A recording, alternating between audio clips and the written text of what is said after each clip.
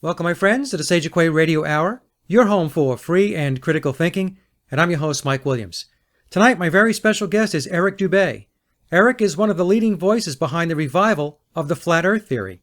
He currently lives in Thailand, where he teaches Yoga and Wing Chun, which is the traditional Chinese martial art of self-defense. Eric has also written a number of books, one of which is The Flat Earth Conspiracy, where Eric explains how the world has been systematically brainwashed and indoctrinated for centuries into believing the greatest lie of all time, that the Earth is a spinning globe. Our discussion was wide-ranging as we talked through many of the proof points supporting the Flat Earth model, as well as addressing some of the arguments used by the heliocentrists, or the globe believers, in their attempts to debunk the Flat Earth theory. I strongly urge everyone to listen with an open and critical mind. I believe you'll find the topic extremely interesting and not as cut and dry as you might think. And to kick things off, I asked Eric about his journey in life, and here is what he had to say. Well, I was born in Maine, and I went to school for philosophy and English, and because of a friend of mine who was a Thai guy that moved there, I got interested in Thailand and came and visited Thailand and got the idea that I would teach English in Thailand after I finished college, and that's what I did. A couple months after I got my degree, I came over here, and I've been here ever since. Taught English for about 7 years, and then transitioned into doing what I'd been wanting to do more so, which is be a writer as well as do martial arts and yoga. I'd been teaching Taekwondo back in the States, and then I started teaching Wing Chun and yoga here in Bangkok. And now I've written 4 books and trying to spread the word about the Flat Earth. You're doing a very good job. Thanks, man. Let me ask you, Eric, when did you get started with your Flat Earth discussions? When did you do that in earnest? Everything kind of hit the internet around November 2014. That's when I exploded all the information on. But for the past few years before that, I'd been researching it myself. And when I figured out that this was for real, and I wanted to expose it, as I'd been doing with many other things on my blog, The Atlantean Conspiracy, I knew that this was a big one, and it was open to all kinds of ridicule, and there's so many unanswered questions, and I thought, I'm not even going to talk about this or write about this publicly until I've got it completely under wraps myself.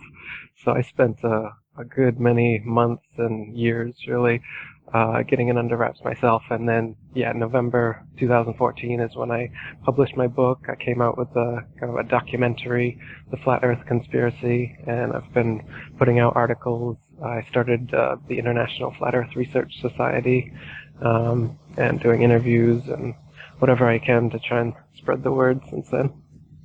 Well, I can tell you, I bought your book, and I started reading it about, I guess, maybe 40 to 50 pages in. It's excellent. Thanks. It really is. It's well written, it's articulate, it's an enjoyable read. So I'm going to say to the audience, go to Eric's site, Atlantean Conspiracy, and you can download the book as a PDF. And what I do is I send it off to Staples so they can print it. It's about 200 somewhat pages, but so far it's an excellent read. Cool. Glad you're liking it. Yeah, I love it.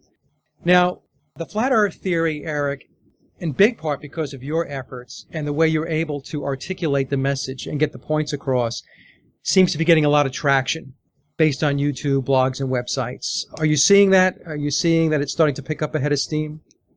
Yeah, absolutely. I've been doing this for 8 or 9 years now with Atlantean Conspiracy, writing conspiracy books and blogs and articles and on forums and YouTube and everything. But my personal presence and fame or whatnot has totally exploded since I put out the Flat Earth stuff. And it's just, a fruit that's ripe, an idea it's like a balloon that's been pushed underwater or something. Once you let go, it just comes rising to the surface really fast. I feel like that's what's happened with the Flat Earth. It's something that's been completely ridiculed and pushed aside for so long. My book was the first pro-Flat Earth book written in almost 50 years, so nobody's even really considered the subject for so long that now that it's out there again, it's just really picking up speed fast. It is. I was listening to a Richie Allen show, and he had Zen Gardner on, and I know Zen. Somebody had tweeted into Richie, hey, ask Zen does he know anything about the Flat Earth theory? And he was totally on board. He said he and his wife are on board. And Zen had asked Richie to get in touch with you, so you might be getting a call to come on the Richie Allen show. Okay.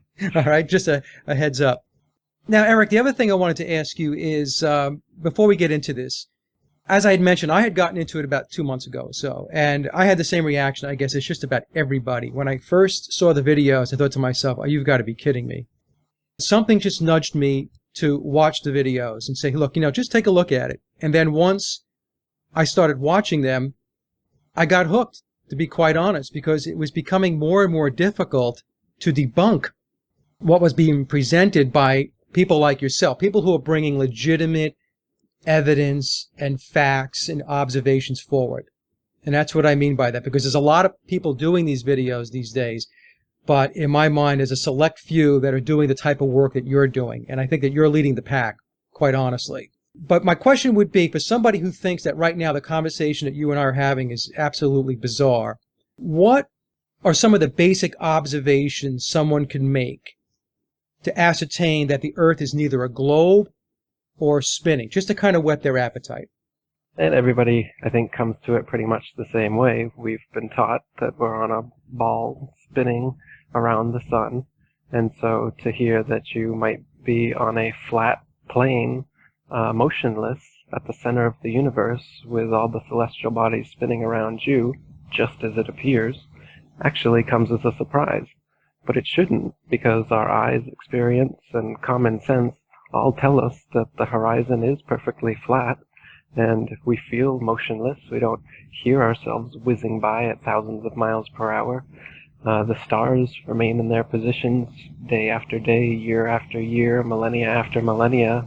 They're fixed in their constellations, so it sure doesn't seem that they're at various distances, trillions of miles away from us. Otherwise, we'd see these things. So there's a lot of practical, experiential proofs. Just your everyday experience, like I'm saying, actually is from a flat Earth perspective. The fact that we would see this as crazy or ridiculous is actually just because we've been taught a system that's very contrary, and we've also kind of been taught to ridicule this idea of a flat earther. So we kind of have a knee-jerk reaction to the subject, and like you said, myself and everybody comes to the flat earth thinking like, what is this? I'll just click on this for a laugh. Let's see what these idiots are talking about. And eventually you see that, well, these guys seem to know more than I thought they would. And then the NASA and the other supposedly credible sources start to look more and more laughable as time goes on. And so anyway, you were asking for some kind of proofs that we can test for ourselves, and one of the most obvious is the horizon, which you see as always flat, and it rises to your level as you go up in altitude. So if you're going up in a hot air balloon, if you're on a ball Earth, doesn't matter how big the ball is, the horizon would stay where it was, and as you rose up, you would have to tilt your head down and look over to see the horizon as it got lower and lower as you got higher and higher. That's just a reality of living on a curved surface. No matter how big the ball Earth is, that's how it would happen. And that doesn't happen. No matter how high amateur rockets or balloons have gone up, the horizon rises to the eye of the observer all the way up. And that's only consistent with a flat plane. And you can see below you, it's not spinning either. The clouds are just lazily moving one way or the other. It doesn't look at all or feel that there's a 1,000-mile-per-hour spin happening in any of these amateur balloon footage. In NASA footage, however, which looks suspiciously like computer-generated images a lot of the time, you can see a turning ball. So you'll notice that the clouds are often not morphing, and they're staying exactly in the same patterns for 24 plus hours at a time. So there's some anomalies in the supposed images and videos of the spinning ball Earth that we've been shown by NASA and other space organizations, and they're contrary to what we see with our own eyes and in amateur rockets and balloon footage, where the horizon is completely flat and rises all the way up as high as we're able to go. Now, Eric, you talked about the Earth spinning 1,000 miles an hour. So one of the things that I'm bumping up against when you try to have conversations with folks is they are completely unaware of the speeds and the motion and so on. So could you maybe cover that a little bit? The Earth's spin at 1,000 miles an hour, flying around the sun at like 67,000 miles per hour. Could you cover that a little bit so they get an understanding of when we talk about spinning and rotation, what we're talking about? Yeah, so their theory just gets more and more wild as time has gone on. And so, yeah, it began with the spinning Earth going 1,000 miles per hour, which is then circling around the sun at 67,000 miles per hour, which then they decided the sun wasn't a heliocentric model, but more of an acentric model, where they don't know where the center is, and we're just exploding out of a Big Bang. So the sun, we're spinning around the sun, and then the sun and us are spinning around the Milky Way galaxy, they say, at 500,000 miles per hour. And then the entire Milky Way galaxy, they say, is shooting off from the Big Bang at 670 million miles per hour, almost the speed of light. So there's at least four rip-raging, contradictory motions supposedly going at all times, yet you don't experience any of it, nor can you measure any of it using the stars. Now, you mentioned not being able to measure it, so I have two questions, and I'll ask the first one about the flat Earth itself and whether there has been any scientific experiments done to prove or validate that the Earth is not a globe or that the Earth is not spinning. Oh, sure. In the 1800s, there was a book written called 100 Proofs the Earth is Not a Globe by William Carpenter. In my book, I have over 200 proofs the Earth is not a globe. And yeah, there's been scientific experiments like the Michelson-Morley, Michelson-Gale, Airy's failure, and Sagnac experiments, which all proved that the Earth is motionless and everything in the sky revolves around us just as it appears. For instance, Airy's failure was this experiment where he took a telescope and measured the angle at which the starlight entered the telescope, and then filled the telescope up with water, which would slow down the speed of the light entering the telescope. So you'd be able to determine, based on that, whether it was the telescope and the Earth which are moving, or is it the stars over our head which are moving over a stationary Earth. And it's called Airy's failure because he was a heliocentrist, thinking he was about to prove the heliocentric theory of the ball Earth spinning around the sun, but instead he proved the opposite, that the geocentric theory, that the Earth is stationary. And the Michelson-Morley, Gale, and Sagnac experiments are all very similar, where they take light and turn it in various ways, reflect it back through mirrors to test how it's moving, whether it's the Earth that's moving or if it's the atmosphere around us. It's very interesting. I used to do a lot of travel, air travel, in a previous job, and I would be, Eric, in an airplane at 30,000 feet, and I remember very clearly looking out the window, because many times I had a window seat, and I would be looking at the horizon, and I would, scan the horizon, looking for some curvature, and always thinking to myself, well, when does it start to curve? Because it was flat as flat can be. Right, and you can look out the other side window at the same time, and you'll see the horizon out the other side window at your eye level as well. Which, if you think about it, again, if it was a ball, no matter how big the ball is, if you were seeing the horizon out one side of the window, the other side of the window should be looking off into space. You shouldn't be able to see the horizon, or at least not at eye level. You should have to be looking down significantly. It should have a different variance from the other side.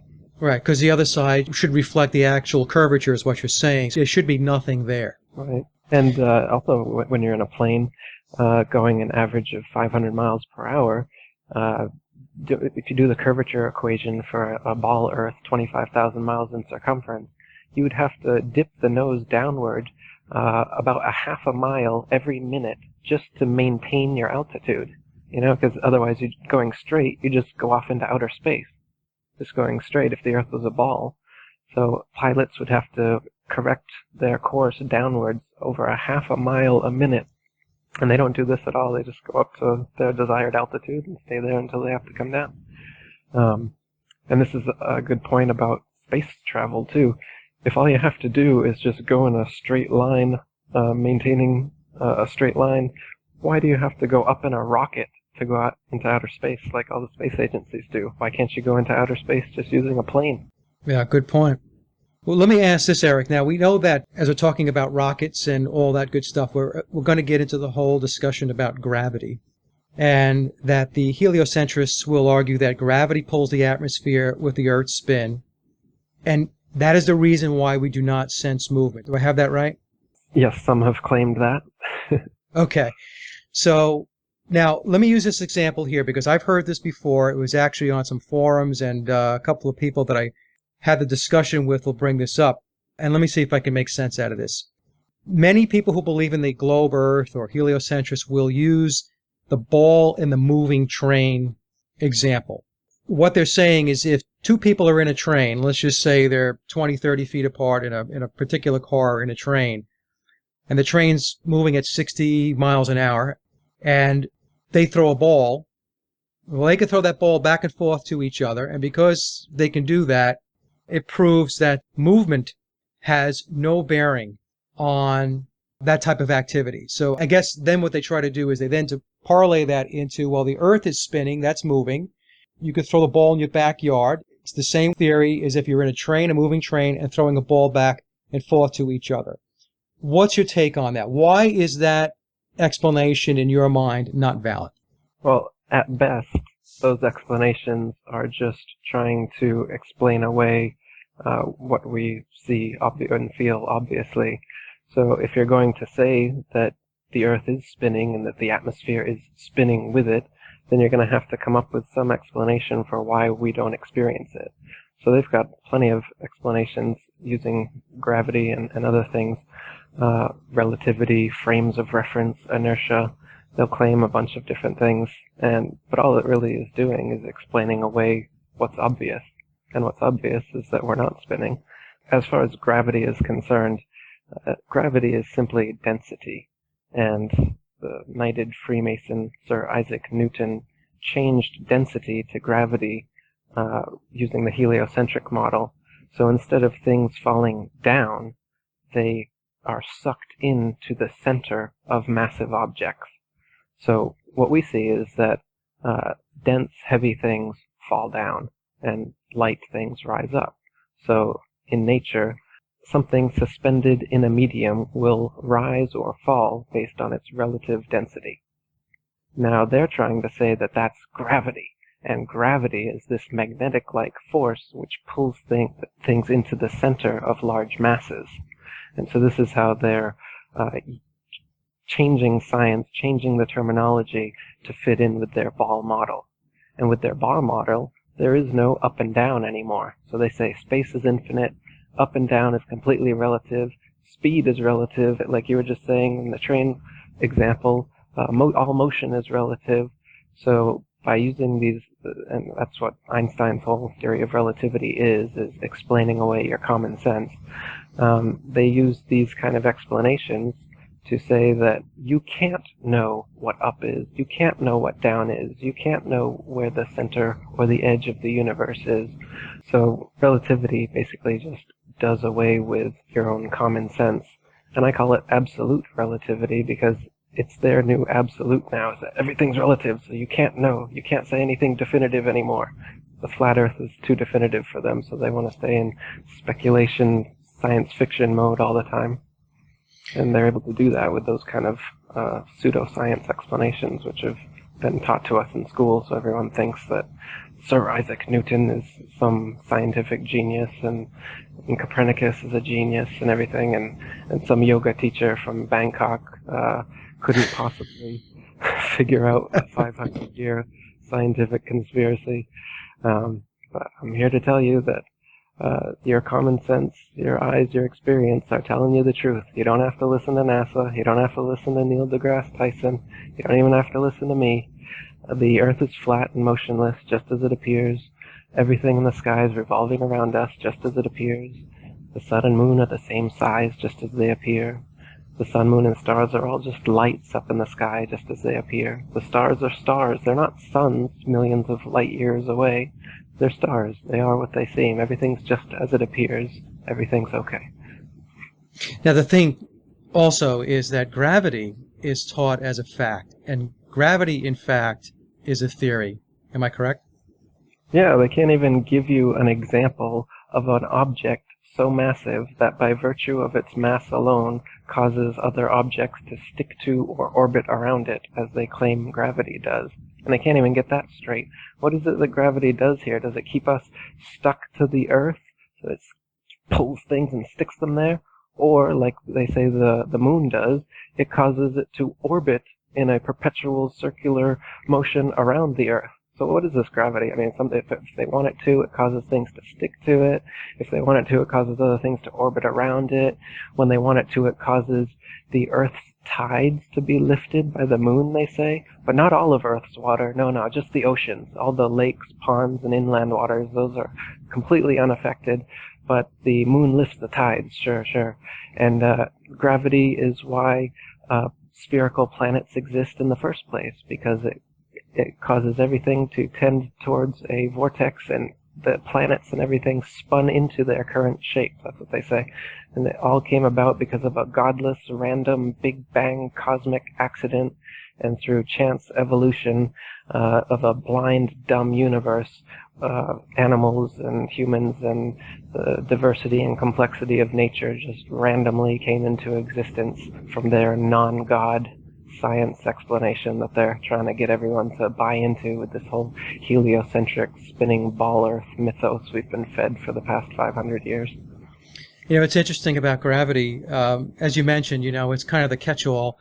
And when you start talking about it from a planetary perspective, when they put it into that realm, you think of gravity as some awesome power, has the ability to keep the equilibrium in the solar system and the universe and so on. But yet is a very simple kind of illustration which makes a lot of people think, and I think I got it from one of your videos, one of your interviews. Well, then how come that gravity that it's able to keep the Earth and the moon and the sun and everything else in place, then how come birds can fly, an insect can fly? In other words, it seems to not prevail or not be there or not be that important when it comes to those types of things. But when it comes to trying to explain why the solar system's intact, then it's monumental. Absolutely, right? So when they want it to, gravity is able to cause buildings, people, and the entire atmosphere to stick to the spinning ball Earth. But it's also weak enough to allow little bugs and birds and the smoke out of a cottage home to rise straight upwards without being affected by any of this. Clouds meander their course in different directions, even simultaneously different directions at different altitudes. Yet they say that gravity is holding the atmosphere and spinning it violently 1,000 miles per hour. If that was the case, also shooting bullets or flying planes in all cardinal directions would result in different results. If you're firing east on an eastward spinning ball versus firing west, you go significantly further one way than the other. Same with a plane. If the average commercial plane going 500 miles per hour under 1,000 mile per hour eastward spinning ball Earth, your eastward destinations would come up behind you long before you could ever reach them. And the gravity causing the atmosphere to spin with it can't explain away these kind of anomalies as much as they would try to do so, and they do on the forums and all the different science guys on the Facebook groups and whatnot. They try till they're blue in the face to argue these kind of concepts like gravity, but they're just magical catch-all terms that they use when they're backed into a corner and can't explain things away with anything else. So like you said, gravity somehow is strong enough to just hold on all the oceans and to curve the water around the ball Earth somehow, but it's weak enough that little birds and bugs can escape its grips quite easily. Or that fish can swim. I mean, if it's going to hold the ocean in place. Right. It's some magic. I was watching an interview recently. It was somebody had put a clip up. I forgot who it was, but they had Neil deGrasse Tyson on that clip, and it's the one that gets played a lot. And he's talking about how the Earth is no longer round, even though they show us a perfect sphere. That it's now pear-shaped. Yeah, well, an oblate spheroid. They change it over and over again. It starts out as a sphere, and every picture you've ever seen is a perfect circle, a perfect sphere. Right. And then they tell you, oh, actually, it's an oblate spheroid, and it's flattened out at the poles. Well, what? Every picture you've released, or almost every picture, there's a few that do show an oblate spheroid, but plenty more that show a sphere. And almost none of them show the new thing they're saying, which is that it's pear-shaped. So it's an oblate spheroid, flattened at the poles, and bulges out more in the southern hemisphere than in the north. And none of the pictures reflect that. So they definitely have to get their story straight about what it is before they start giving us these pictures. And like I said, if you do take a good look at the Apollo pictures and the newer pictures, they're fake. They're CGI. The very early images, they were actually done through a round window in a high-altitude plane, and you can see a video of them faking it in that documentary, A Funny Thing Happened on the Way to the Moon. Right. But since then, they've just been doing computer crap, and it gets worse and worse. Have you seen some of the new Chinese and Japanese space agency stuff? Like, Yeah. they just did one on the moon. It's amazing they let them do these, because they're just making it so obvious now that it's fake. I encourage everyone to check out the new Chinese and Japanese footage. It's even worse than NASA. Worse than Hollywood. I mean, that movie Gravity is more convincing than the Apollo missions, as far as I'm concerned. Well, I think that's George Clooney and Sandra Bullock might have been in space. well, that's why I say to people when they talk about, well, how come we haven't been back to the moon in 45 years? I said, well, because they don't need it anymore. Now they have Hollywood, right? I mean, back then they put a whole show on about the Apollo landings, and haven't been back there in 45 years. But now what we have is just many, many movies and science fiction shows and so on that depict the story that they want to communicate. And so they don't need to fake missions anymore. All they need to do is send people to a movie theater. And when you go to see the original, NASA has lost all the original Apollo moon landing footage and telemetry data. So to try and verify the original footage or the data that's in the modules that supposedly went to and from the moon, you can't check those now. So there's no physical confirmable evidence that they were anywhere but a sound studio. Yeah, and I want the audience to understand what you just said. Folks, what Eric is saying, that the most heralded, most famous accomplishment of mankind, of humans, the landing on the moon, NASA lost everything. Oops, $30 billion. Sorry. They're claiming there's nothing in their archives, nothing in storage, nothing in a cardboard box someplace that has anything to do with the Apollo missions. It's all gone. So I know that's probably going to sound very, very bizarre to a lot of people, but you can do your own research and do your homework, and that's what you're going to find has happened and is what they're saying. It's truly amazing.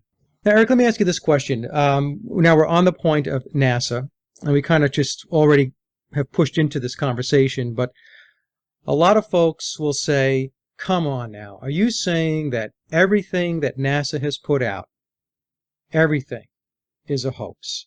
All these pictures.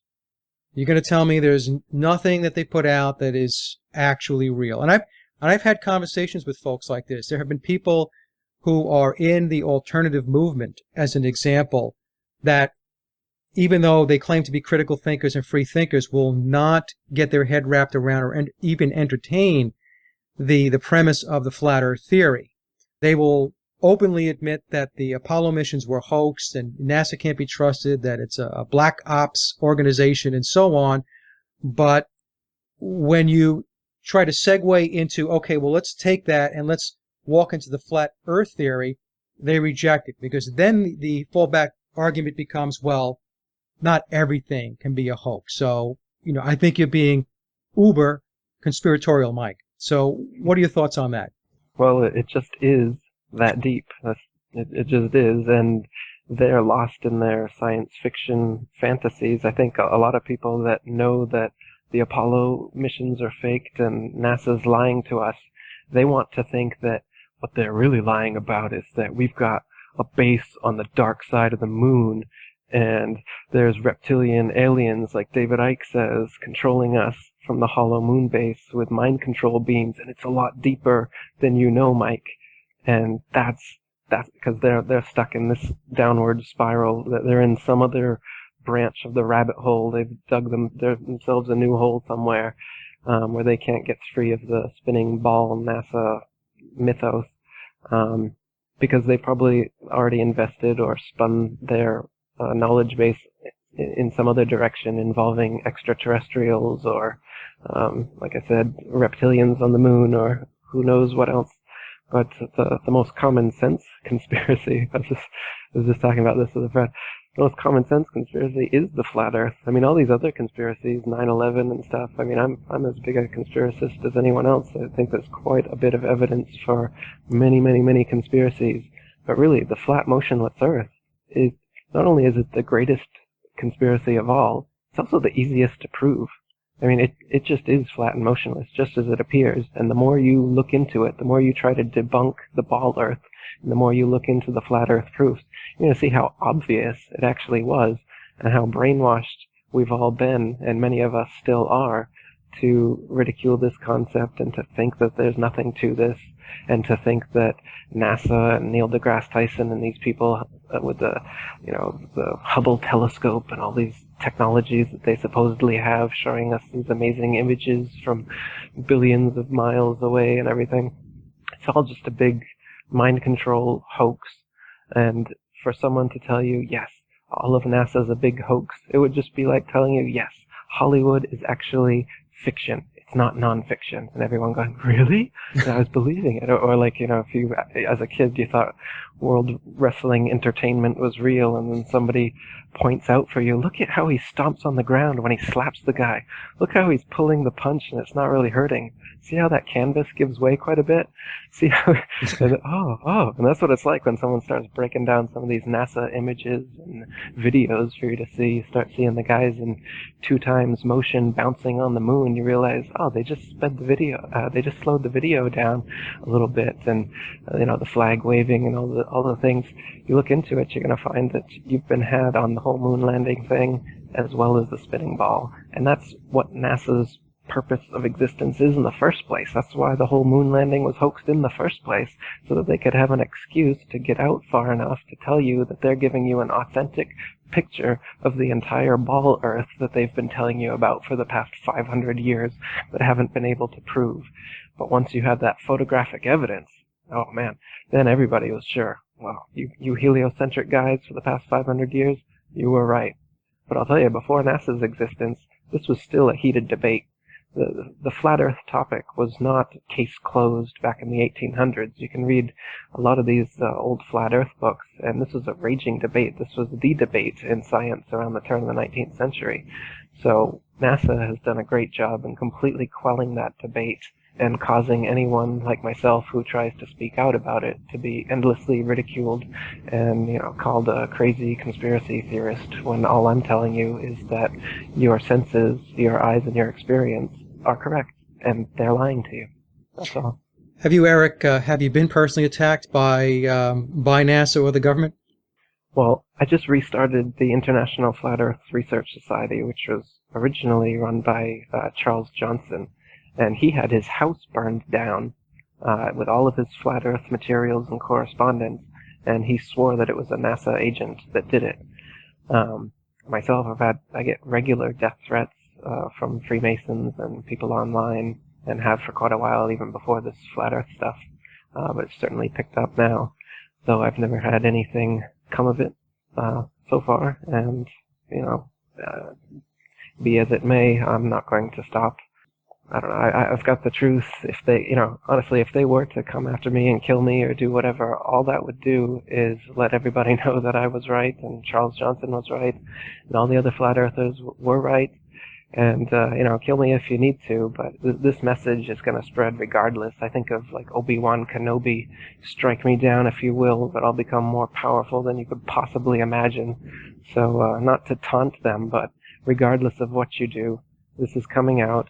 And whether they kill me or not, the world is going to know, and the world is knowing. Like you said, this is gaining traction fast, because this is the truth. Intelligent people worldwide are figuring it out, and they're getting on the movement of of telling people, spreading this truth, because this really is the greatest conspiracy. And when you can open your eyes to this, you see everything else much clearer. You can see that there really is a global conspiracy. There really is a worldwide historic conspiracy over many generations, and it's a lot bigger than just the flat Earth. But once you wrap your head around the flat Earth, you see that this is part of the big base of where everything's coming from. And there's even future manipulations being set up. This whole alien extraterrestrial thing, everybody's being programmed to believe that there are other physical beings from other physical planets in outer space, which float around out there. We can talk about that later, but there are no physical extraterrestrials, and there is no other physical planets. Plane with a T on the end. We're on a plane here, and the other things which have been called planets are just stars. They're wandering stars. As you can see, if you look out at the sky, you can't tell the difference between what they call stars and what they call planets. They all just look like little circular dots of light in the sky, and that's all we're ever going to be able to confirm, unless you want to believe the likes of NASA and everyone else who's lied to you about everything else and given you CGI pictures of the planets.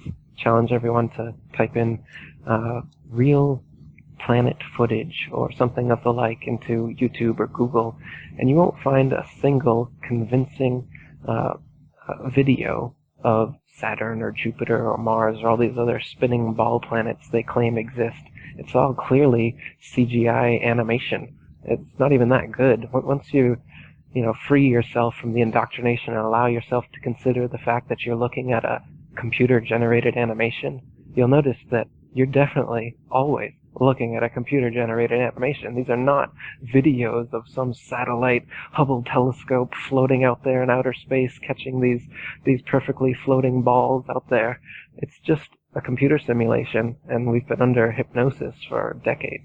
Well, on that point, I remember years ago when we were talking about the Hubble telescope, I used to always say, well, why don't they point the Hubble telescope at the moon so that we can get a nice clear picture of what the moon looks like, because the Hubble's taking pictures of everything else with pristine clarity.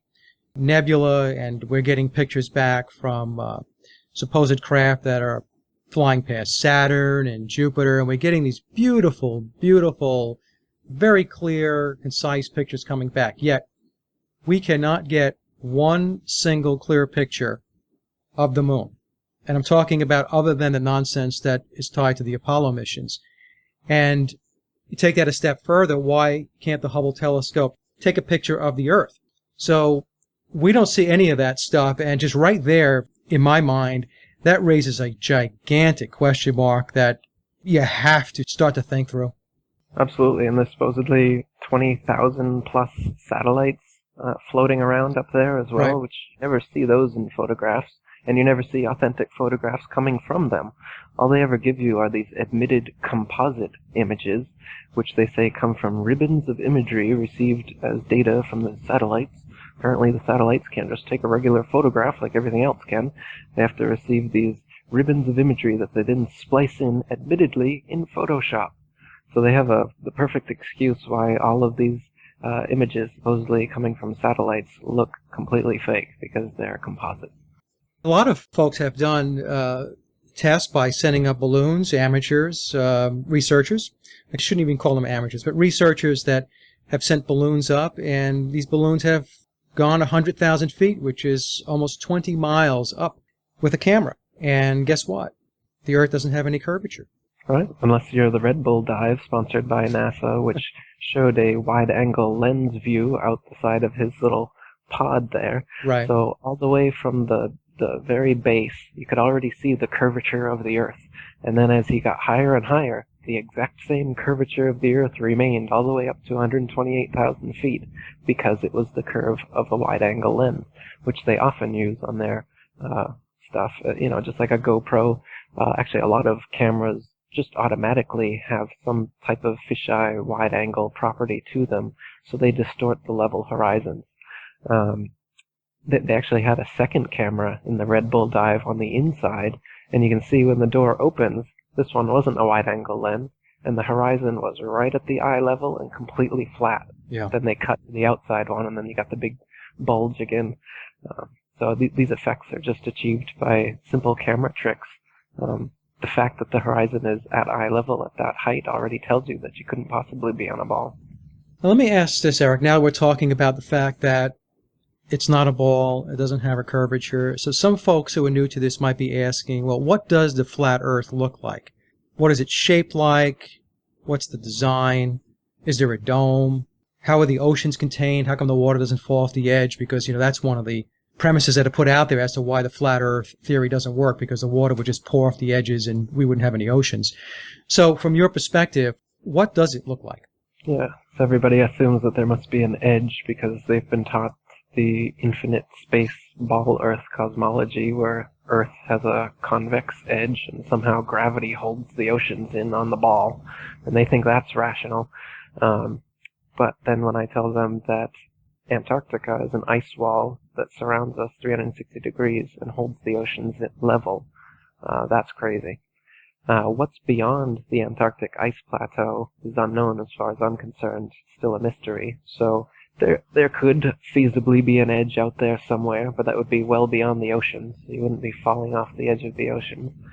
Or there could be some barrier or a dome, as many cultures throughout history have talked about. Or it could even be an infinite plane and just go on forever. Just, cold, snow, ice, wind, and darkness forever. Who knows at this point? They don't allow independent explorers into Antarctica. You can only go there on their pre-approved package tours or scientific missions. So even though, like Admiral Byrd said, that there's vast resources there, there's been a 57-country, however many decade treaty going on since, I think, the late 50s, not allowing corporations or anyone independently to go in there, and they do enforce that, and they do patrol the area, as people like Jarl Anderhoy have found out when they try to independently go to Antarctica. He was arrested and fined and did some jail time. So they don't want you to go out to the outer perimeter of the flat Earth, which is the Antarctic ice barrier. Though explorers back in the 1700s, like Captain Cook, for instance, tried to go all the way around Antarctica and took over 3 years doing it and was 60,000 miles about it. Now on the ball Earth, they say that Antarctica is only about 12,000 miles around, but there's plenty of ships that have attempted to circumnavigate Antarctica, and it's taken 3 or 4 years, and they've clocked over 60,000 miles, not going a straight line, but actually trying to find inlets in this big ice wall. So it's not completely a circle. There's inlets and whatnot, but they could never get in. They just kept going around until they came back. Nowadays, of course, they tell you that Antarctica is a tiny ice continent on the bottom of the ball, but there are flights which should be going directly over it, which go all manner of ways around it, because that's not the actual model, and they can't go straight across it. But their excuse is that it's too cold. They claim that it's too cold if you go straight across. You can go, they fly on the border of Antarctica, they fly to Antarctica, but they say if we were to try to circumnavigate and fly straight across it, it would be too cold for the airplane's technology, whatever, which is nonsense, because they claim to have gone into space and the moon, which is far colder and far hotter than Antarctica claims to be, so I don't see why this technology couldn't be used.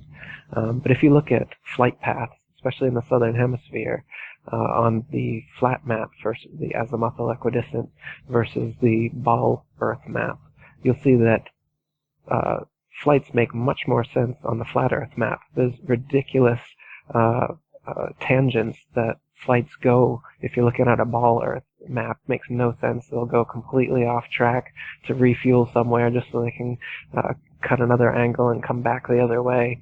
But when you look at it on a flat Earth map, they're actually going in a fairly straight line. That segues right into my next question. There's a company out there, I think it's out of New Zealand or Australia, and it claims that it's making flights across Antarctica. So is that a bogus claim, or are they using deception? there are flights which go over Antarctica, but there's no flights which go circumnavigate under the ball, as they claim, Antarctica from one side to the other and come up the other side. There's nothing like that. Very interesting. And like you said, supposedly in 1969 they sent man to the moon, but they can't fly over Antarctica because it's too cold. And can't go back to the moon since 72 because, everyone's brainwashed already. We don't need to. Too crazy. Now, let me ask you, Eric, because some of the other questions, and I wrote some of these questions down so that I can keep myself organized here, and these are some of the questions that I've been asked, and so on. So I figured I would ask you since you're the expert. How about the sun and the moon? Is the sun really 93 million miles away, and the moon 235,000 miles away, or are they much closer than what we've been told? Flat earthers throughout the centuries have measured using sextants and plane trigonometry and found the sun and moon to be 32 miles in diameter and only a few hundred to a few thousand miles off the surface of the Earth. And those numbers vary a little bit, but nothing like the statistics of the heliocentric model, which have varied from 3 million miles away, Copernicus claimed the sun was, up to nowadays they're claiming 93 million miles away. And throughout the past 500 years, that number has gradually risen to where it is now. And that's just to try and fit in with their model, because there's so many things that refute their model. They just have to constantly backpedal and reverse engineer explanations to come up with things to explain away our common sense and experience. Again, I know this is subjective and it's going to be based upon your perspective and maybe your thoughts. I've heard it a couple of ways. There's a dome, there's no dome. What are your thoughts on that? Yeah, I haven't seen enough convincing evidence one way or another to say that there definitely is or isn't a dome, or that space is or isn't finite. I would, if I had to bet on it, I would guess that it's an enclosed system. It's a finite universe, and there is some sort of a dome. I think the physics seems to work out better that way. The whole infinite plane concept, or an infinite world with infinite space. I don't know. It's possible. Yeah, I'm not sure. I'm totally open to it. I think it's a mystery. I don't want to really say one way or the other. I think that those ideas, what's above, beyond, and potentially below the flat Earth, are definitely open to speculation. Right. But for instance, below the flat Earth, we've only gotten to the Mariana Trench in the Pacific, and we've only gotten drilled down 8 miles into the Earth. So when they show you their typical ball Earth model that you get in textbooks, and it shows the outer core, the inner core, and the outer mantle, and the inner mantle, and the crust, and all these layers of supposed bedrock and whatnot that makes up the ball Earth, in reality, we've never actually drilled down through the crust to have any idea if there's any sort of mantle or core or liquid molten metal core like they say there is that causes the geomagnetism. That's complete theory. So when I tell you that I don't know, but NASA tells you they do know, NASA's just lying to you by telling you that they know what's beneath the Mariana Trench or what's beneath 8 miles down. I'm just sticking with the evidence. The Russian Kola Ultra Deep went 8 miles down, and they couldn't get any further. And the what's his name, Mike DeGruy, he went down in one of those deep submarine capsule things, and he found a whole nother layer of ocean underneath the ocean, which was super saline, and he couldn't go down in it with his submarine. He just bounced off of it, which is reminiscent of the Bible's Genesis first chapter, talking about dividing the waters from the waters with the firmament. Yeah. And this layer of ocean potentially could be, maybe that's what's under the Earth, so to speak, is this super saline layer of infinite or non-infinite ocean, and then the other oceans, and then the Earth is on top of that. And that's how the Bible and the Egyptian myth and a lot of creation myths say that, is that first there was the water, and then they pulled the land out from the water, and then out of the land came man and the animals and whatnot. I'm definitely what would you call it? I believe in intelligent design I'm not. I don't follow any particular religion. I'm not a Christian. I don't believe in the Bible or in any one holy text or religion. I think that's closing us in too much. If you just pick one religion, you pick one book, and you say, "Oh, all the truth is in here," like a lot of people do, I think that's closing yourself in. And there's truth to be seen in all religions and all holy books, and that they should all be revered and regarded as holy. And anything can be inspired. How come supposedly just these few apostles, throughout a course of 1400 years, they're the only ones that have ever been inspired by God or whatnot? I think the whole library, the whole internet is inspired. The whole human race is inspired by God. I think that we come from God and we were devolved from God instead of evolved from apes, as we've been taught. And I think that's a big part of what this conspiracy is about moving us from the place of significance and importance metaphysically and physically, so that we just feel that we're an insignificant speck of dust in the corner of the universe and came from a godless Big Bang, so our life has no purpose, there's no meaning to everything, so you might as well just be a stupid consumer like they want you to be, and easily controlled and give in to authority and whatnot. Like I said, I think this conspiracy, it debases us in such a way that we can't even see it. People often say, well, what does it matter whether the earth is flat or a ball? It doesn't affect my life in any way, which is really an ignorant statement, because it's the most fundamental thing. What's beneath your feet, what's over your head, what is this reality about? To claim to not care or think that it's not important in any way to figure out what's really going on. Well, there you go. I mean, that just proves what they've done. They've turned people into zombies that can actually say that it doesn't matter what reality is. How does that change my life? Well, if reality doesn't change your life, then what does that say about your life? Exactly. Well, it's gotten folks down to the point where they are so apathetic and dumbed down. I mean, we were talking before about Neil deGrasse Tyson saying that it's now shaped like a pear, and he puts it out there, and who really looks into it? Who really cares? People applaud. I think the show he was on, people were clapping, and I thought to myself, well, really, we're in big trouble as far as lack of critical thinking and lack of free thinking. We really are in big, big trouble. And so, folks, I'm talking to the audience now, Eric. We need to step it up as far as the awakening goes. You really need to put your thinking cap on, and you really need to start to look at these things and look at them with a critical eye and with a critical mind. Yeah, like you said, of course we've been indoctrinated into this, so it seems ridiculous. Yeah. And we're with you. We're not saying that this doesn't seem ridiculous, but I challenge everyone to just look into it some more. Look into it more and more. Make it a thing to try and debunk it, if you will. Even if you want to do it that way. Negative reinforcement works too. Try as you will, you're only going to find proofs for the flat, motionless Earth. You're not going to confirm that you're on a spinning ball. Now, Eric, let me ask you these questions, because these are a couple that have come up also. And by the way, I just want to state my perspective is that there is most likely a dome based upon the research I've done and the things I've taken a look at. But again, it's conjecture because we really don't know, but it seems to make sense to me. And basically, if you go back to, like you said, some of the ancient texts, which are ubiquitous, by the way, a lot of folks like to talk about the Bible and the firmament, but it goes way beyond that into many different types of civilizations, which talked about this type of structure and design of the earth, being that it is flat, for lack of a better term. But what about things like meteors? People will say, well, how do meteors appear then? They must be coming from outer space. So any thoughts on that? Yeah, it's a complex subject, meteors, because what is a meteor? I don't have a definitive answer for this one yet, but I've definitely been looking into it. Like, I've actually seen shooting stars, which they say are meteors, shooting across the sky and then burning up or something. They disappear. They just kind of trail off.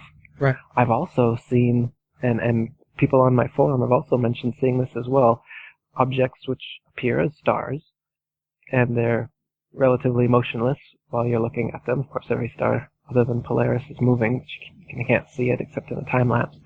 Yet my girlfriend and I, we saw this star just within a couple seconds rise up maybe 15 degrees in the sky and then stop again, as if it was conscious or whatnot. Stars also twinkle and change colors, like the song suggests. How I wonder what you are. I really do wonder what stars actually are, and what meteors or shooting stars or asteroids or all these other terms that they've given to the shooting lights in the sky that we see, what they actually are. So I'm open to speculation as to what that is. As far as these big craters that they've shown on Earth, a lot of these look to be some sort of, what would you call it, a volcanic eruption type of thing coming from underneath sometime in history. Not so much like something that has impacted on the surface, as they're trying to say. You can see some of the pictures on the forum. We've been trying to dissect it, whether there actually have been impacts of some big rocks from outer space or not. There's also the Libyan glass, which has been found in the desert, and people think that this could be like the sun heating up parts of the ice or glass dome and then causing it to fall down, and that could be meteors or whatnot. So there's definitely a lot of theories. I suppose they could be giant rocks out there in space getting ready to shoot down on us, but from what I've heard from Wernher von Braun and NASA and some of the things they've said, to me, asteroids, just like in that movie, what's that movie about the asteroids that are going to kill us? Armageddon, and others. They've had other asteroid movies just like that. They seem to be wanting to use this as a fear mechanism, and Wernher von Braun said that as the masses woke up to their fake terrorist threat, that they would unleash the fake asteroid threat, and when they woke up to the fake asteroid threat, that we'd play the final card, which is the fake alien invasion threat, which politicians throughout the decades have talked about how all of the nations would come together if we thought there was some off-world enemy or even friend, which caused us to all unite, and that would be a way that they could get their new world order, which I think is in the making. I think that this deception isn't over. This, and what NASA's doing here, they're about to go to Mars, apparently, right? We just went on to an asteroid, that Rosetta. Right. Crap, it's complete CGI. I recommend everyone to check that one out. It's hilarious. But yeah, what's next? They're gonna find water on Mars. Have they found that yet? For sure, that's coming. And then some life on Mars, and then we'll have our aliens. They'll probably unleash some hybrid genetic experiment monstrosity and call it an alien. Who knows what they'll do? But I think that NASA, as the heliocentrists have been doing for the past 500 years, they're just going to keep on adding on the BS as long as we keep swallowing it. It just keeps getting thicker and thicker. And that's why this is so ridiculous, supposedly so ridiculous now, is because we're so deep into this indoctrination of the spinning ball Earth, Big Bang, evolution, you're a monkey, you're spinning around the sun. We're so deep into this, someone telling you that you're on a flat, motionless Earth that was created by a higher intelligence. That's crazy, Yeah. It's interesting. I stopped, I run a blog too, and I actually have stopped putting videos up, and I would put them up as points of interest, about Mars and the rover and everything else, because you'd always get these ridiculous videos that would say leaked NASA footage, leaked this, leaked that, and so what we're finding is on Mars, the rover finds a book. These are actual things that I've actually seen these videos where they're claiming that these are actual rover pictures and taking pictures of these things. One was Apollo's head was discovered on Mars, and there was another one that showed. I don't know if people remember. Maybe you don't. You're a younger guy than I am. But when I was younger, there was a show called Lost in Space, and it was the Jupiter 2, which was the spaceship in Lost in Space, and it had a picture of this craft that supposedly was just sitting on a flatland on Mars, and it just got to the point where it became so bizarre that it became unbelievable that these things are being leaked and these things are being put out into the public domain. And the thought that I came to was the reason why this is being done is because it's conditioning. Yep, absolutely. This is how they do it. It's the Hegelian dialectic. So, for instance, they'll have Richard Hoagland, ex-NASA expert. He was in NASA, but now he's out. but he's exposing things that NASA doesn't want you to know. So he goes on CNN with pictures of the face on Mars and the pyramid on Mars, and he's saying this is what NASA is hiding. And then officially, NASA says, nope, we didn't see that. That's not there. And then the synthesis effect is that everyone seeing this believes the whistleblower, the supposed whistleblower, and they believe NASA's covering it up.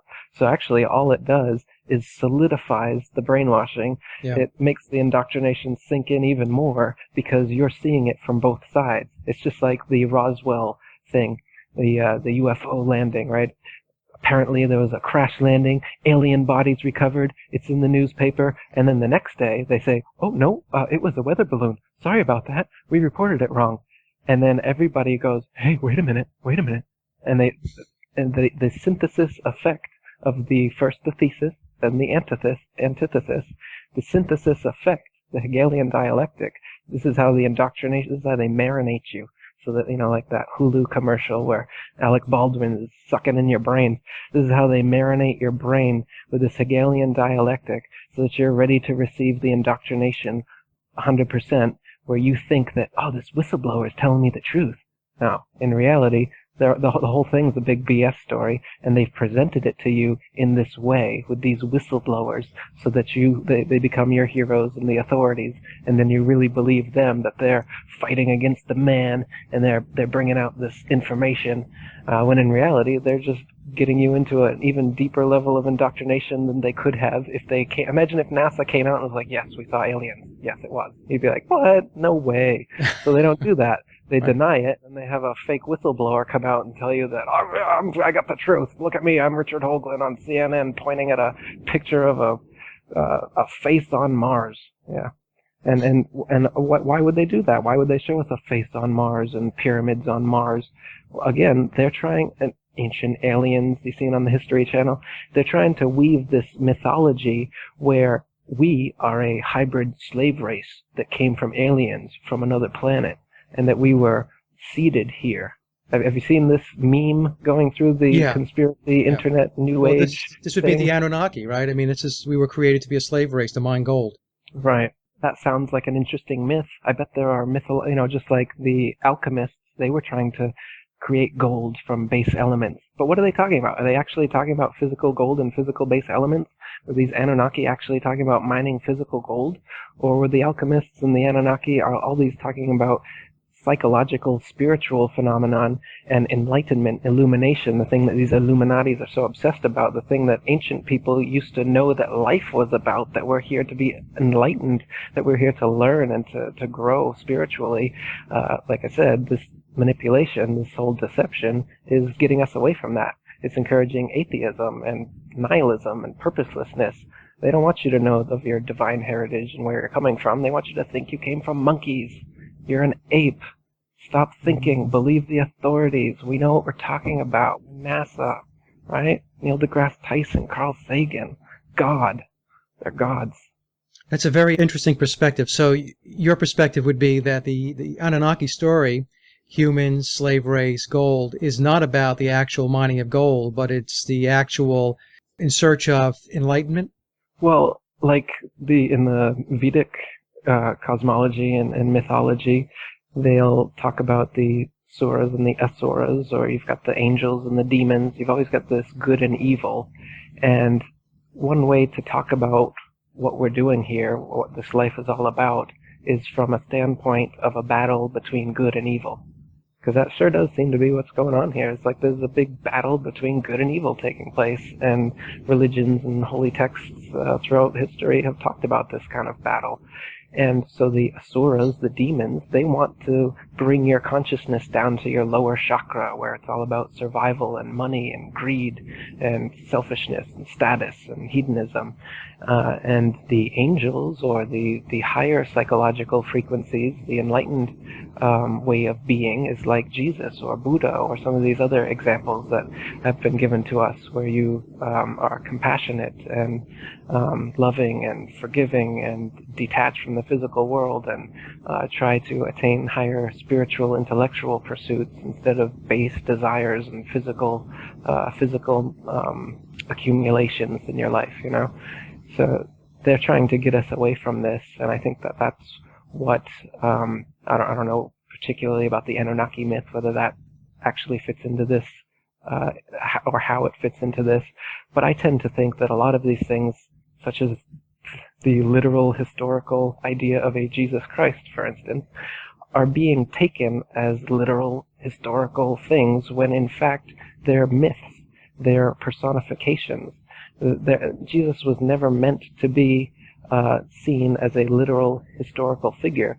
The Gnostics who left the Orthodox Church as it was forming said that their Jesus could never take physical human form, and that they were trying to attain Christ consciousness, just like the Hindus try to attain Krishna consciousness. And the fact that Krishna and Christ sound so similar is also not a coincidence. It would be like if 2,000 years from now somebody came across an X-Men DVD and said, this is what they believed. They believed in these avatars, these X-Men. There was Nightcrawler, and then there was Wolverine, and then we have whole religions with a pope who dresses like Cyclops with the glasses on, and everybody goes and kisses his ring, and it would be like that. But the people who actually wrote these stories and created these myths did so as a personification of natural phenomenon.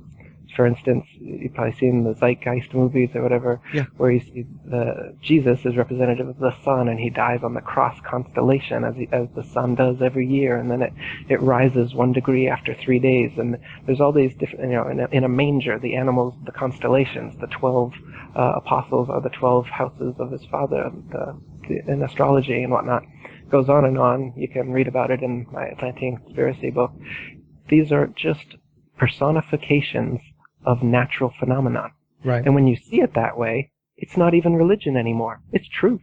I mean, it's true. It's just been personified in such a way that now we've literalized and historicized it, and that's why they tell you we're in 2015 right now, because they claim a literal historical person named Jesus lived here in Thailand. Did you know it's 2,558 right now? Because that's how long ago they claimed a literal historical guy named Buddha existed. But Right. the Buddha myth is just like the Jesus myth and the Attis myth and the Dionysus myth and the Krishna myth and many other savior god men myths throughout history. There's actually been 17. Jesus is the 17th crucified savior god man in history. And it's so funny, the early Christian apologists even admitted that their Jesus Christ was just like Jupiter and Bacchus and Dionysus, and that when we talk about his immaculate conception and whatnot, we mean exactly what you meant about Jupiter and blah, blah, blah. So, I mean, there's been whole volumes written by Christians about the fact that Christianity is just an amalgamation of other pagan myths and deities. But they've slowly, over time, literalized and historicized this to the point that now even talking about this right now, this is another one, right? Oh, he's saying that Jesus isn't a real person. Is this more or less heretical than the flat Earth? I'm also a Holocaust denier, if anyone out there doesn't hate me yet. Well, look, I agree with everything that you're saying. I've studied Christianity for many years, and the books are encoded messages. They are really, Christianity is really a mystery religion that was bastardized. Of course, they had to make it anthropomorphic. They had to make it something that it was not in order to keep the masses dumbed down. You're absolutely spot on. Thanks. Yeah, I think you're right about that.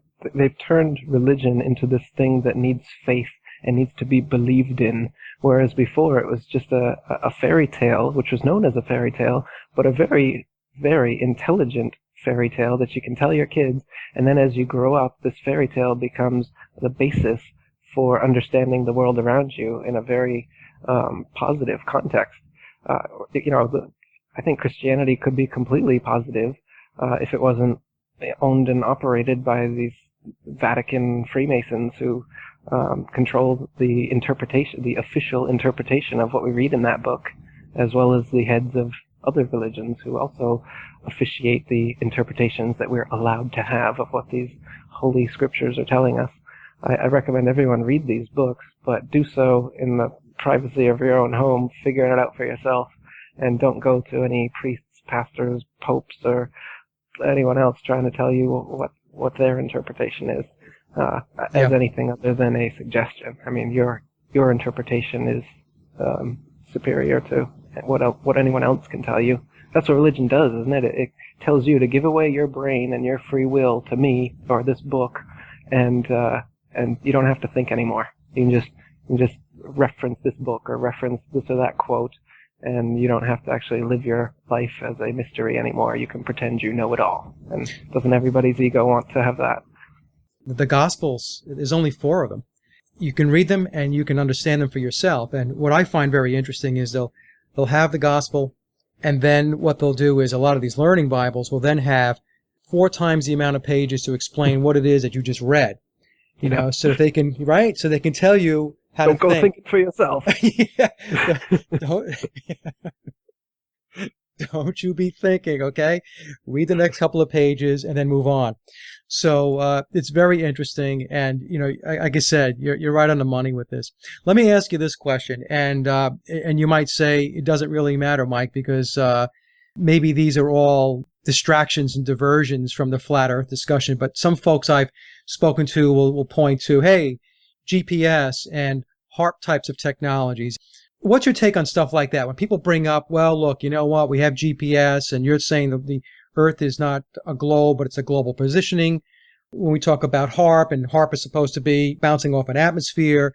So what does all that stuff mean to you? Or does it mean anything? Or is it, like I said, is it all just a distraction, not worth talking about?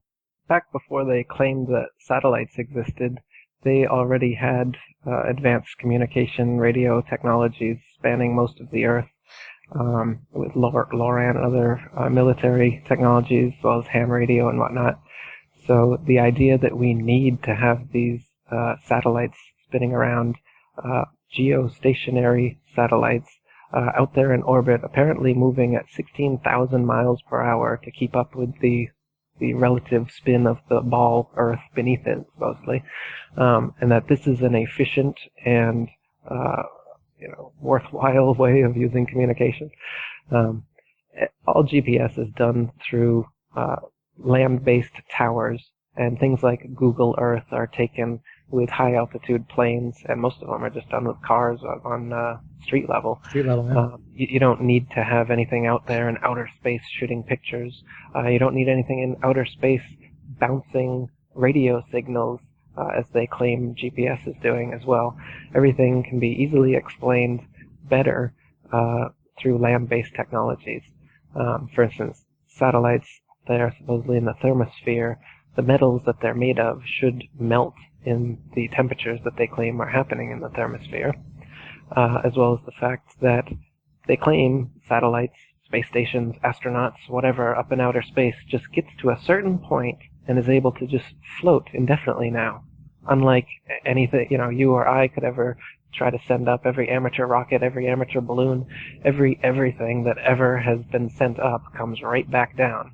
But NASA and these space agencies, somehow they're able to send things up which at a magical altitude, which you can't find anywhere because they don't want to tell you where the supposed altitude is, but it must be somewhere between 30 and, say, 200 miles, because after that they claim that they pop out into the vacuum of infinite space where gravity doesn't affect them and they're able to just float around. And that's where these satellites are, just floating around up there. Not just floating, though. They're in this geosynchronous orbit with the Earth. So they're actually shooting at 16,000 miles per hour, but maintaining the exact same position relative to the spinning Earth at all this time. What's going on, you see. Now, did you know that satellites were actually invented by Arthur C. Clarke, the science fiction author? I didn't know that. They shortly became science fact after that. The geostationary satellite, look it up. It was created by a science fiction author. And then within a decade, NASA claims to have sent a real one up there, and ever since then, that's where we get all our communications from. Satellite radio and all this stuff. They claim it's coming from these impossible metal things up there, 20,000 plus of them just spinning around. We can't see any of them. Well, actually, people claim to see them, right? I see a satellite. I see the space station. All anyone can see is moving lights, and who knows, like I said, who knows what these moving lights are? Orbs, stars, planes, UFOs. What they aren't, though, is floating astronauts, space stations, and satellites. They're provably those things are provably impossible, and you wouldn't be able to see them with your bare eyes anyway. Something hundreds of miles up in the atmosphere, that's smaller than the size of a bus, as if you could see that. The deception and the lies are just so pervasive, and they're just so deep that I swear it gives me a headache, a migraine. It's you know, it's like we live in some kind of comic book. It's just unbelievable. Let me ask you this one. Here's another one that a question that comes up a lot. Well, if the Earth is flat, I'm going to read this one because I wrote it down. How come we can't see South America from Australia? Yeah, so the skeptics want to say that, well, if the Earth is flat, my eyesight should be infinite. And, well, your eyesight's not infinite, regardless of how good a telescope you fasten to it. The atmosphere is not transparent. You can imagine the haze over a road on hot, humid days. The same thing happens. All telescopes are going to blur out long before you can see, hundreds or thousands of miles like that. You can, however, see much farther than would be possible on a ball of 25,000 miles in circumference. They claim that a ship going out on the horizon starts to disappear over the horizon hull first, and that's proof that it's going over the ball, and as it disappears down, down, down, there you go, you're on a ball. But if you have a telescope, binoculars, or a zoom camera, as that hull disappears, and even you can watch the entire thing disappear. I'll get out a video. I'll probably link it here later on this week. So you guys watching this, you're probably looking at a video right now, and the video is showing a ship which has disappeared over the horizon, but you're zooming in on it, and then the entire thing comes back into view, which is impossible if it just descended over a wall of convex water like they're trying to tell you. What really happened is the ship just went beyond your visibility based on perception, based on perspective, rather. If you were to raise in altitude, you'd be able to see further. Or, again, as you zoom in, you're able to see further. This proves that the horizon is just the limit of your visibility from your perspective, and you can see much further by using an aid or by gaining altitude. These are supposed proofs of the ball Earth, but when you actually do them yourself, like the ships disappearing over the horizon, it becomes a proof of the flat Earth. So you're just taking their word for it, saying that, oh, look at that disappear, that's proof you're on a ball. But when you do it yourself and you zoom in, you have proof that you're on a flat plane. Yeah. We were at the beach recently, Rebecca and I live in North Carolina. And visibility was great that day. The dome was clear, and it was about 4 or 5 miles out, and the guy was in a boat. It wasn't a large boat, and we can see his wake. As we're looking at it, we're saying, well, I don't think from that distance we're supposed to be seeing his wake. So it's very interesting once you set aside all of the dogma and you say, you know what, I'm going to clean slate this thing and let me just use my eyes and my brain and let me just observe and let me draw some conclusions. Let me ask you this one. I'm sure you saw this. The recent clip of this weatherman talking about the Superior Mirage, where somebody had filmed being able to see Chicago from Michigan, the Chicago skyline.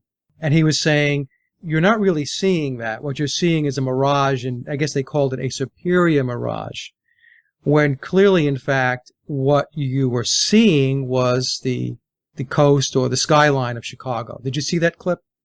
I did, yeah. Yeah. That photographer has been photographing several such horizon skyline views as well. That particular one, I think, was 60 miles away, and you can do the curvature formula and it figures out to several hundred feet that it should be below the horizon, but it's not. There's many more. Mount McKinley's one good one in Alaska. People are able to see that, and we've got several photos on my forum of it from 130 miles away. Almost the whole thing should be beneath the horizon based on the ball formula, and it should be leaning back significantly if we're on a ball, but it's completely level, completely flat, and you can almost see the entire thing.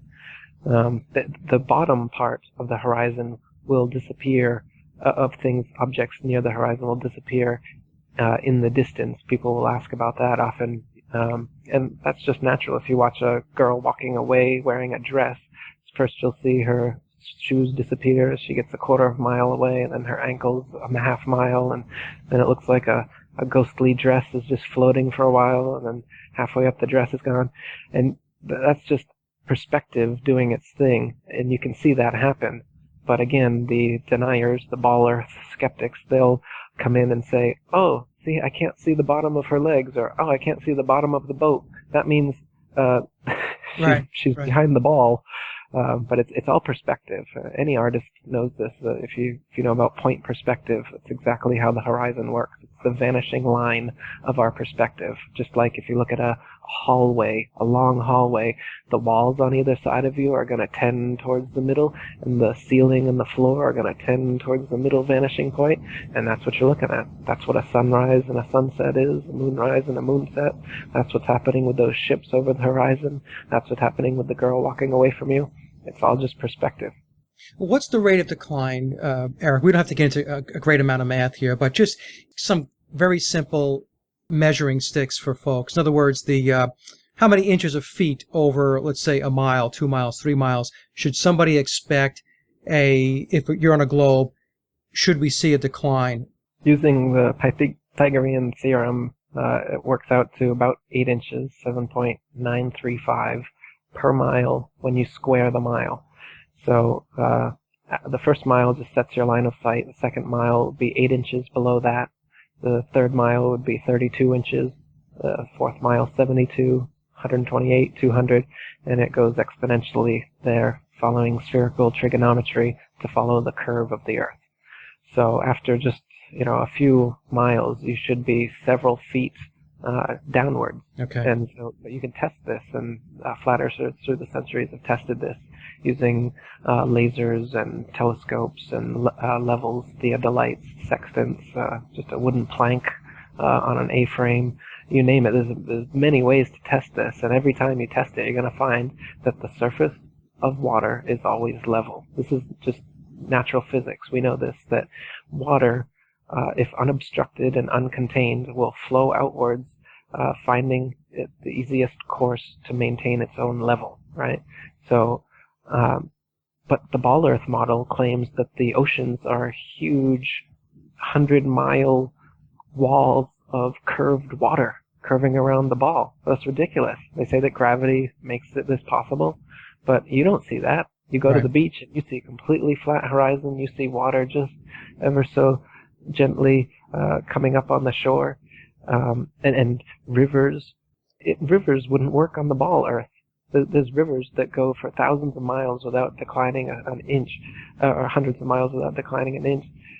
Yet on a ball earth, there would have to be rivers going in every single direction, and based on the inclination of the ball, it would have to be going uphill many times. Rivers would have to be going uphill.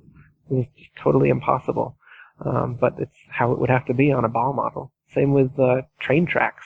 Engineers have said how it would be impossible to go to have a train go have vertical curvature.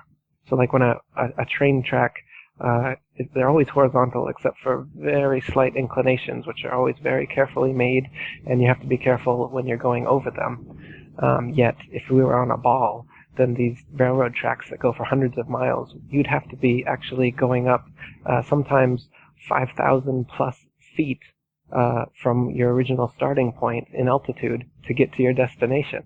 And it's totally impossible to do this on a train track. Yeah. And there's just never any curvature taken into account when engineers, surveyors, and architects are, for instance, making canals, the Suez Canal, the Panama Canal. They're completely, well, not the Panama Canal, but the Suez Canal is completely level throughout the entire thing, and the seas on either side are completely level. There's no locks or anything in between them, and they don't have to factor curvature for any of it. Same with the long bridges or anything. I've got a chapter on that in the book. Architects and engineers just do not need to factor in the supposed curvature of the Earth when making their structures. Now, let me ask you this question, Eric, and I only have a couple more here because I don't want to tie up all your time, but this is a very, very fascinating discussion.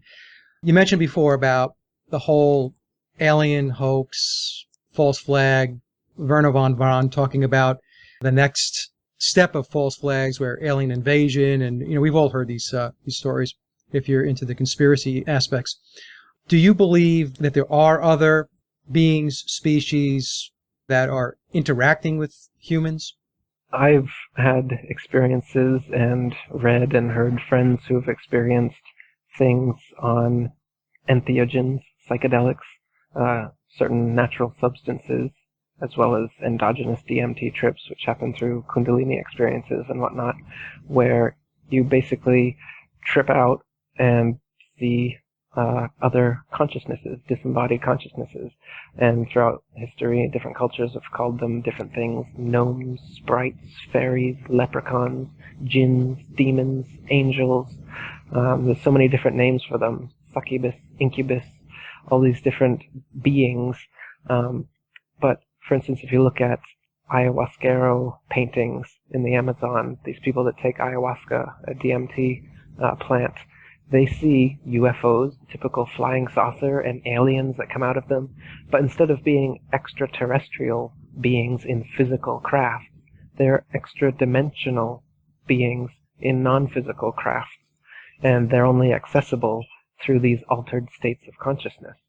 And so cultures and shamans throughout history have found all these different ways to alter your consciousness through sensory overload or sensory deprivation, fasting, rhythmic drumming, dancing, ingesting entheogens, all these different ways, meditation, and you alter your state of consciousness so that you're able to perceive these other dimensions.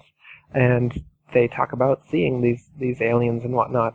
And I think even so-called alien abduction encounters, where people claim they've been physically abducted by aliens, often they happen during sleep. They're asleep when it starts, and that's when your brain produces this DMT, this most psychedelic of all substances on Earth, is produced naturally in your pineal gland.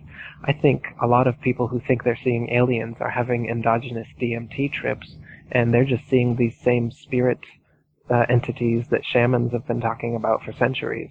And we don't have a context for them anymore. And with today's Hollywood science fiction milieu, we just put everything into that box and we assume, oh, it's an alien. Whereas if we had grown up 500 years ago in somewhere else, we might have called it a jinn or a demon or something else. So I do think that there's more to consciousness than just the plants, animals, and humans that we see here. I think there's other things out there, but it's quite highly speculative territory. And with the whole flat Earth thing, I try to keep my feet grounded and not theorize too much, and just talk about what I can prove and what has evidence. So as far as that's concerned, I don't really have much. How can you have evidence for non-physical phenomenon? Right. It's quite difficult. Though I did try. I have a whole book called Spiritual Science I wrote, which is just that, all the evidence for non-physical phenomenon, all the scientific evidence that we could find proving it. So there's definitely a non-physical mental reality beyond the physical. Like we were talking about before, I definitely think, and quantum physics and other branches of science have proven that consciousness is a priori. Consciousness exists outside of and before space, time, and matter. So in other words, we come from intelligence or consciousness, and the space, time, matter illusion we're living in is the Maya of the Vedic mythology. They talk about how all physicality is just Maya, illusion, and the real thing, what really exists, is your consciousness, is your feeling of being I am, of being separate from everything else, of having desires, of wanting to know.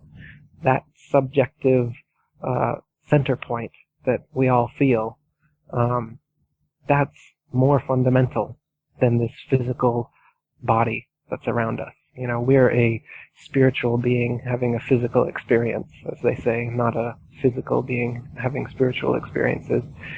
You are a soul who has a body. You're not a body who has a soul. That's kind of thing. Mystics and whatever throughout the ages have said that, and I think science is finally catching up and finding that this is true. We come from consciousness. Consciousness is the apex of the pyramid, if you will. That's the eye in the pyramid. The eye, the letter I, as well as the eye, your third eye, which allows you to see this physical world. that's on the apex of the Masonic symbol for a reason, because that's the I am in the Bible that is God is the same I am that you feel in you. Only the one in the Bible is the objective, omnipresent, omniscient deity, and you are a subjective, not omniscient, not omnipresent, not omnipotent creation within the mind of that one ultimate entity. So I think the way I view what's going on here is it's like a dream where we're all in the mind of God or the mind of Brahma, and the physicality that we think exists is really just an illusion, as is the separateness and the duality that we live in this world of good and evil, up and down, man and woman, inhale, exhale, night, day, sun, moon. But in reality, we come from a singularity, the one objective being, consciousness, God, and this subjective, dualistic, physical world that we're all in here is just a playground. It's just a dream. And at the end of it, you'll die, and a piece of God will wake up to realize he was only dreaming. You have answered one of my questions, which was why would a creator or creators allow the Earth to decline into the mess it is today that we're living through? Are you saying that we actually created this reality? Well, not we in the sense of us in this devolved state of subjective consciousness inside physical human bodies that we find ourselves in now. Obviously not. But as I said, the I am, which is inside us, which in Buddhist and Vedic text is called the Atman, is one with and comes from Brahman, which is the I am of God. Mm-hmm. So they're saying that the I am that we all experience subjectively actually is the same thing that the original intelligent consciousness that created us and everything experiences. It also experiences itself as I am. Could you imagine just being a consciousness, but there's no reality outside you? You're just conscious that you exist. But now what? What do? Right. The only thing you can do is like play make-believe or hide and seek, where you pretend you're not yourself and create something other than yourself. And so this creates a dualism, and that's exactly what we see in the world here. Everything is dualistic. The yin-yang is everywhere, the up and down, good, evil, male, female. It's in everything. And so we're given free will in a dualistic world. So why is there evil? Why is bad things happening? Well, it's our fault. You can't blame God for that. God created this, or in the Vedic text, they say it's an inevitability that God would separate himself into subjective packets of consciousness. It's what's necessary to happen. What else would you do? You're just God. You're just, okay, what do you do? The only thing you can possibly do is this kind of make-believe, this maya, create some sort of a dream or an illusory, ultimately illusory universe, and then put little packets of yourself in there and play a game. And that's what I think we're doing here. It's like a place where we can learn and experience. I think reincarnation is obvious, actually, that we come here over and over again, and it's part of the deal that we can't remember it. That's why you don't know that you had previous lives. But even if you want to believe in some sort of nihilistic view that we come from nothing, and when you die, there's nothing after that, well, isn't that kind of like reincarnation too? Because you're saying that you came from some of this nothing, became everything you are, and then when you die, you'll return to that nothing. Yeah. That same nothing that gave rise to you in the first place. So how is that nothing? It's certainly something. And so this is actually how I came out of my atheistic belief, is with this one thought where I realized there is no nothing. How could all that is me come from nothing, be all that it is, and then one day disappear into nothing, if that really is nothing? That's not a nothing. Whatever that is, it's some sort of generator of consciousness. Like I said, a subjective packet of the one consciousness seems to be able to shoot into any baby that's born, and it's go time. So that's my view. Excellent, Eric. I'd love to have you come back on the show to talk more about this type of stuff, because I do have a lot of shows and get into these types of discussions also. This is very, very fascinating, and you're quite a deep thinker, my friend. Well, thanks, man. Yeah, it's good. It's really good. It's good to run across people, who are actually thinking through this and, have the convictions that you have. Now, I mentioned earlier in the show that I did buy your book.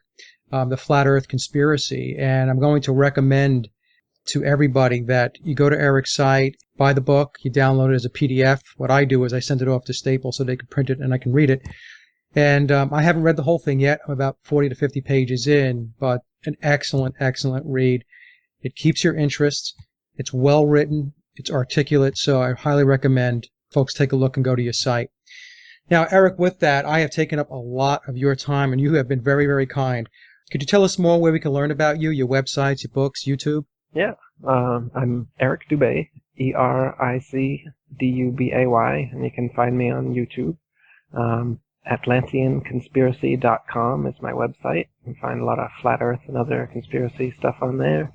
I'm the president of the International Flat Earth Research Society, IFERS. You can find that at ifers.boards.net. And yeah, those would be good places to start. I'm on Facebook and Google Plus and Twitter and all that as well, just trying to spread the word through social media in any way I can. And I appreciate anyone else out there who's listening who has figured it out or is at least questioning the flat earth. I encourage you to continue, and once you have figured it out, please help spread the word, because this is definitely, it's like a linchpin. I really think that once people wake up to this, the whole house of cards is going to fall down with it. Yeah, I agree. Academia, politics, NASA, I mean, you name it, everyone's lying to you. The scientists, or at least they're duped. You know, all these institutions that are teaching us these things are going to have to be completely revamped and rethought once you realize this. Yeah, it's mind-boggling, actually, when you think about it. But we have to think about it. So, Eric, I do want to say, again, thank you so much. And you have an open invitation to come back anytime. If you want to talk about flat earth, you want to talk about any other topic, you want to talk about spirituality, metaphysics, we can have that discussion. I'd love to have you come back. Cool. Great chat. Nice talking to you, Mike. Yeah. All right. So I know it's getting late there for you, Eric, and I'll have the show out probably in about a week or so. I have a lot of friends who are asking, because I had mentioned to them, I actually put on Facebook that you were going to come on the show, and they were very excited. So I'll have the show out in about a week, and I'll shoot a copy off to you. I'll send you the link to the YouTube channel and such, and we'll take it from there. Great. Sounds good, man. All right, Eric. Take care of yourself. Have a good one. Bye-bye now. And that concludes my interview with Eric Dubay, and I hope you enjoyed the discussion as much as I did. Eric's website is www.atlanteanconspiracy.com, where you'll find a plethora of content on the flat earth theory, along with other areas of alternative research. He also runs the International Flat Earth Research Society, which can be found by heading over to ifers.boards.net. Eric also has a popular YouTube channel. All of the sites I just mentioned are in the show notes below. And as always, I'd like to thank everyone for listening and visiting the blog. And you can get to the blog by typing in sageofquayradio.blogspot.com, or simply head over to our hub website at sageofquay.com. Also, if you get a moment, please visit laboroflovemusic.com to listen to my album, Leaving Dystopia. And remember, live in truth and always serve creation. It's really that simple. See everyone next week. Be safe, enjoy, and God bless.